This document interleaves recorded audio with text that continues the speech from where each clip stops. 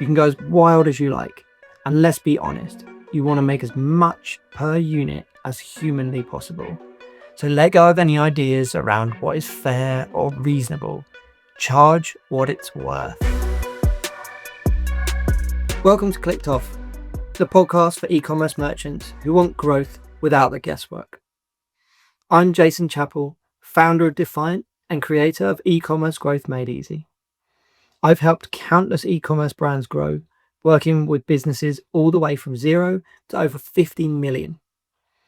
Each week, I'll break down what's working, what's not, and how you can grow smarter without the fluff. If you're an e-commerce founder, this episode is one you cannot afford to skip, quite literally. Now, it's been about 2 years since I last recorded Clicked Off. And in that time, I've had so many conversations with founders, marketers, and operators across the e-commerce space. And here's what I kept hearing. We don't just want inspiration. We need practical, step-by-step advice we can actually use. And I hear you. The interviews we did were great, but what you really want is help applying these concepts to your own store. So that's where we're going to take the podcast. Actionable, step-by-step guidance on everything from pricing, forecasting, customer lifetime value, budgeting, and all the fundamentals that will help you grow without the guesswork. And what better place to start than with one of the biggest levers in your business, pricing. Now, before you roll your eyes and think, I already know my prices, let me stop you right there. Because most brands I meet, from first-time founders to 8-figure businesses, are getting their pricing wrong. They either don't know what it really costs them to make and sell a product, or they're copying competitors without knowing whether that price works for their business. So in this episode, I'm going to walk you step by step through 2 powerful ways to set your prices the right way. Top down and bottom up, so you can stop guessing and start aligning your pricing with your business goals. By the end, you'll know exactly what you need to do to figure out whether your pricing makes sense and what to do if it doesn't. But before we get into the models, let's clear up one important thing: the difference between gross and net profit. Gross profit is what you make before you pay for marketing, salaries, software, or anything else that keeps the lights on. It's simply revenue minus the cost of your goods sold. Net profit is what you actually take home after all your costs are accounted for. Think ads, agencies, staff, platform fees, packaging, subscriptions, shipping. The list goes on. But basically, it's revenue minus everything else. Now, you might be asking, why does this matter? And the answer is because a product might look like it's making money on paper, but when you factor in what it costs you to acquire a customer and keep the business running, you could be losing money without even realizing.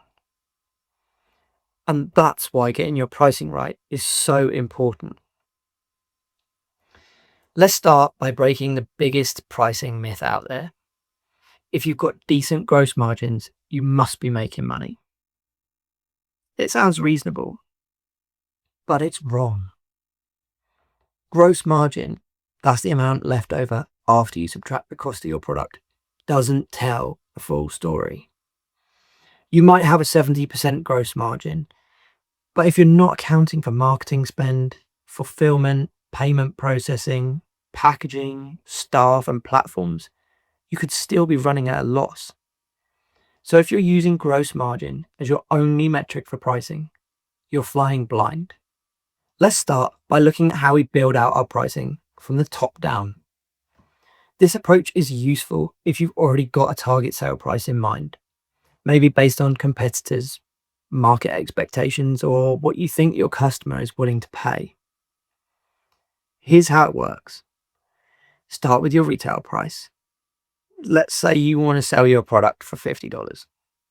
Then subtract your cost of goods, or your COGS, This is the price you pay for the product.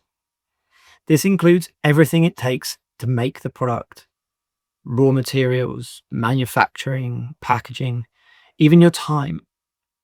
If it takes you 10 minutes to make the product and you want to pay yourself $60 an hour, that's $10 of labor. If you import your product or source it from a supplier, these costs need to be the landed cost. So if you pay for it to be shipped from the manufacturer to you, include this in your COGS. Next, subtract your variable costs. These are the costs that come only when you make a sale. Think payment processing fees, shipping and fulfillment, pick and pack, loose fill, labels, tape, all those little costs that add up. Then look at your fixed costs, operational expenses, or OPEX. These are things like platform fees such as Shopify and Klaviyo, or any other technology you use to run your store, staff wages, insurance, rent, subscriptions, and agency fees. You won't apply these per product, but you do need to know how many units you'll need to sell to cover them. Now, calculate your break-even point. How many units do you need to sell at $50 to cover all of those costs and still turn a profit? Remember, you'll need to cover all of your OPEX or fixed costs with what's left after you've deducted your COGS and your variable fees. If the answer feels unrealistic, like you need to sell thousands of units just to break even, then your pricing might need a rethink. Bottom-up pricing starts from your costs, not your target price. This method is great if you don't have a specific sale price in mind yet, or if you want to double check whether your pricing is viable based on your business model. Here's how you do it. Start with your COGS again. Remember to include everything: materials, manufacturing, labor, and don't underestimate your time. Add your variable costs. Again, these get added to every sale you make. These are transaction fees, shipping, fulfillment, labor, and consumables like packaging. Now, add your fixed monthly costs or your OPEX.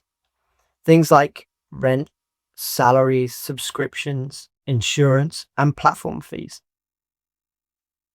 So what might that look like? Let's say your fixed monthly costs are $5,000 and you expect to sell 1,000 units. That adds $5 of OPEX per unit. Remember, if you don't sell 1,000 units, your OPEX per product will go up. And if you sell more than 1,000 units, your OPEX per product will come down. In the first instance, you'll be eating into your profit. And in the second, you'll be making more money than you anticipated. The next thing to do is decide how much net profit you would like to make per unit. So, if, for example, your COGS are $10 per unit, your variable fees are $5 per unit, and your OPEX is $5 per unit, you have a total unit cost of $20. Add some leeway in here too, for any unforeseen or ad hoc costs that arise, or administrative costs like stationery that you'll need, or the odd team lunch. So for me, I'd round this to $25 to make sure I've covered everything. There is now only one thing missing, and we'll cover that in a minute. But the beauty of this approach means that you now get to decide how much profit you want to make. Whereas if you price top down, net profit will be whatever you're left with. So I now know what my product and business expenses are coming out at around $25 per unit, as long as I sell the number of units I predicted. So everything else from here on out is profit. You can go as wild as you like, and let's be honest, you want to make as much per unit as humanly possible. So let go of any ideas around what is fair or reasonable. Charge what it's worth. The bigger this discrepancy between your costs and the retail price, the more leeway you have if you aren't quite hitting your sales volumes. So think long and hard about where you set your price. Once you've got this, You will have a price built out for your product that makes sure that you're not only covering your costs, but means that you've prioritized profit. This also gives you some breathing room if some costs go up or customer acquisition costs rise. You might lose some profit, but at least you won't go into the red. I see too many brands skip this work. They launch with a price that they feels about right, only to realize months later they're working hard and still not profitable. That's when the panic sets in. They try to lower costs. They try to raise prices after customers are used to cheaper ones. Or worse, they discount heavily just to move volume, not realizing they're making the problem worse. Here are a few red flags I see all the time. You're using competitor pricing as your benchmark, but you have no idea what their cost base looks like. You're chasing volume instead of margin. But without margin, more sales just mean more work and no reward. You're not paying yourself. If your pricing doesn't include a fair rate for your time, you don't have a business. You've got an unpaid job. You're banking on retention to fix poor first order economics. But if customers don't come back, you've lost money on every sale. Now, I mentioned it briefly earlier, but the one thing you definitely don't want to forget when looking at your pricing is marketing. This is where a lot of brands go wrong. Even if they do a decent job on pricing, they calculate their gross margin, feel good about the number, and then forget about one of the biggest costs in e-commerce. If you're paying $15 to acquire a customer through ads and you're only making $20 gross profit, you're not left with much after rent, tools, support, and fees. And if you're discounting on top of that, you are burning profit. So don't stop at gross margin. Once you've worked out your base costs and ideal price, ask, how much will it cost to acquire a customer? Will I be first order profitable? And if not, how many repeat purchases do I need to make a profit? This is what separates the businesses that grow from the ones that grind. Because pricing isn't just about what your product is worth. It's about what it costs to sell it. If you haven't priced this way before, here's what to do today. Write down everything it costs to make and deliver your product. List your fixed business costs, even the small stuff.